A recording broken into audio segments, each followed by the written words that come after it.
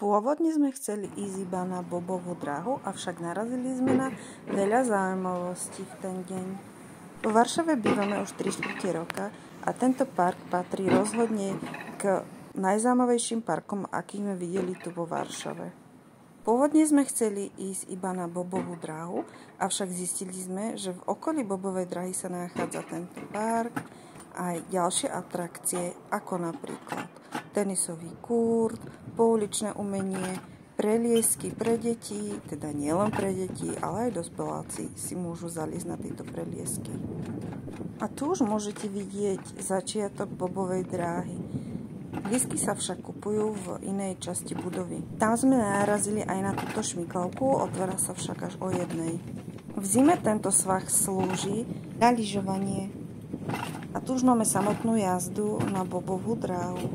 Ako môžete vidieť, výhľady sú úžasné. Mirko absolvoval túto jazdu sám, ale vozíky sú nadizajnované tak, aby sa na nich mohli voziť kľudne aj dvaja dospelí. Ak ste si kúpili dve jazdy, jedna jazda vás vyšla približne €50. O 1:00 sme sa presunuli na túto šmyklavku. Koleso si musíte hore vyťahnuť svoj pomocný.